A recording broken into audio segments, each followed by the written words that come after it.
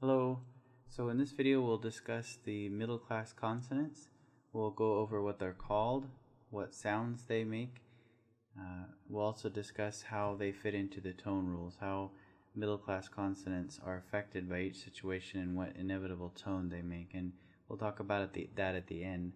So the first question a lot of people have when they get into the consonants is they see like this guy over here, for example.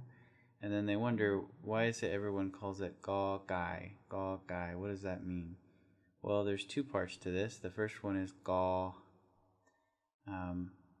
As you probably know, a consonant can't make a sound without a vowel. So this vowel on the right hand side right here is aw, sara, aw. It's called sara. That's the name for vowel. And then this consonant makes the G sound. So gaw, gaw, like that.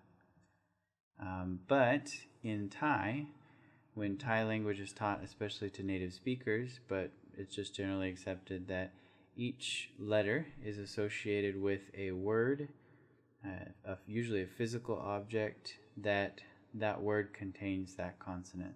So here, the second half, ga gai, gai, gai means chicken. And the word chicken has this consonant ga gai in it. So all of these, da dek, da dao, pa bai mai, all of these will start with one, the consonant with the aw vowel to show you how it sounds. And that's the part you really want to pick out, because that's what we want to learn, is what sound does the consonant make.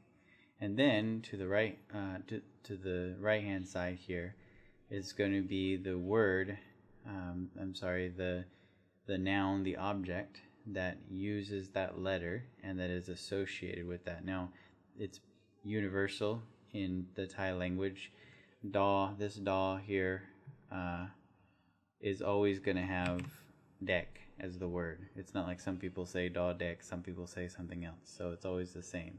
So that gives you kind of an idea. This really helps if you're learning to read as a native speaker, maybe as a child who knows the word dek, who knows the word gai already. Then you can use it as a memory aid. But if you're a foreign person, a non-Thai speaker, and you're learning Thai, it makes it more difficult because you have double the things to remember. Should you learn it? In the long run, it's helpful because people refer to the letters as ga gai, as da dek, and that's how you spell as well. So it is useful. But as far as maybe right off, if you're really wanting to get into reading quickly, it might drag you down a little bit in learning how to read. So the important part is this part. This part on the left. Ga, da, da. So we'll go over those. So again, first ga gai, and we have some little aids to help you learn how to write it. You start at the bottom and just go like that. It helps if you learn using the methods, and you'll see why when we get to the second one. So the second one is da dek, da dek. It's just like we pronounce it almost exactly like a D in English. You put your tongue kind of just above your teeth, the back of your front teeth, and make that da da da sound like duck. Okay? And as far as the way we draw it, you almost always, when you have these little circles here in the center, for example, just like that, you're going to start on the inside of the circle and you're just going to go around like that, and that'll be da dek. Okay? So dek means child. If you're interested in these, I'll go through and explain what they mean as well. As we go down a little bit, we have da tao, da tao. Now, that may sound like the previous one, but there is a slight difference. The difference is, as mentioned before, to produce da dek, the first one, you'll want to put your teeth or your tongue exactly where you would for a D, like D, duck in English. For the second one, however, da tao, you're going to move your tongue down a little bit and put it right back into the back of your two front teeth. And when you make that sound, it'll be a bit harder. Da, da, da, like that. Okay, so that's da, da. Same thing. Again, they look quite similar, but the difference is this little bump in the middle. It's very important. to recognize that. Okay, as we go down, we'll find another two that are very similar. So first of all, we have this one, ba by my, ba by my. Ba is a soft B sound. It's like a B sound. By my means leaf. By my means leaf. Okay, so we start again at the beginning of the little circle here. Go down. You can jet out to the left a little and then come back and go up. Sorry, mine's a little crooked there, but we all need to practice apparently. Now it's just going to come up level. It should just come up level with the circle there, and that'll be ba by my.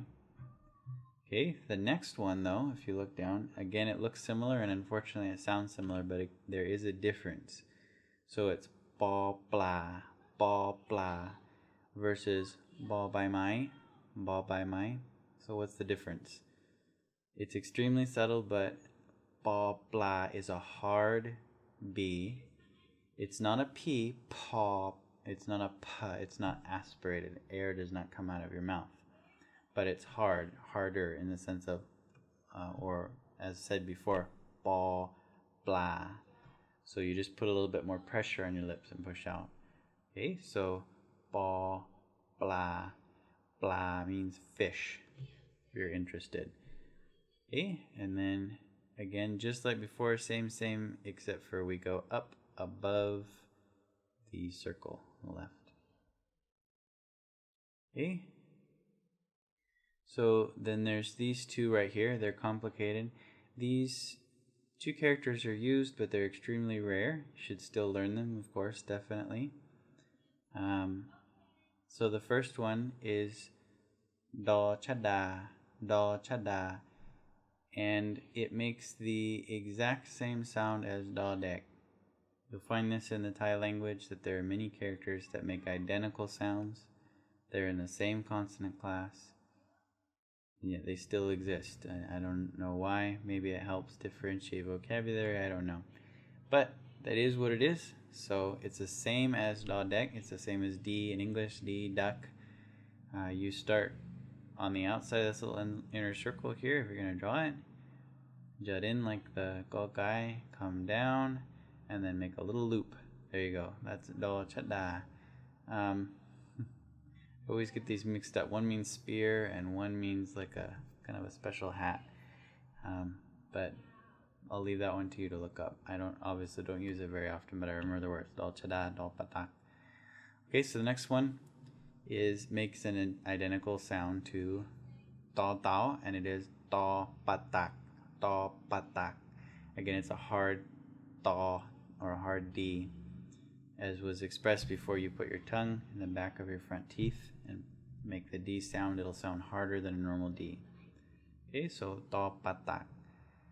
This one, same thing. You start with that outside foot there, the circle, go down. And this one, you just do a little hump and then do a loop, right? Okay, so next we have jaw jan, jaw jan. It's quite like a J in English. Jaw jan, and jan means a plate. With this one, we start with the inner circle. You'll see you'll almost always start with the inner circle whenever there is one like that, or with the loop wherever there is one, and that's how you draw it. Jaw jan. Fortunately, that one's simple enough. It's like a J. Okay, and then finally we have all ang, all ang. Oh, I'm stupid. I'm sorry. It's all ang. All ang. There's a tonal difference. I missed that. Ang means like a basin, something you pour water into or whatever, like a wash bin or something like that. Okay, all ang. All ang. Starting with the inner circle, you go around like this and up to the top. And that's how you write it. Now this consonant has a few special properties. One of them is it serves as both a consonant and a vowel. So as a consonant we say all ang, and then as vowel we say sara all. Either way it pronounces the all sound. But sometimes it is silent. It works as a placeholder. So if you want to write a vowel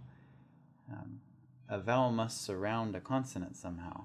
But there we have words or vowels that you just pronounce the vowel, like ah, ah doesn't have a consonant, right?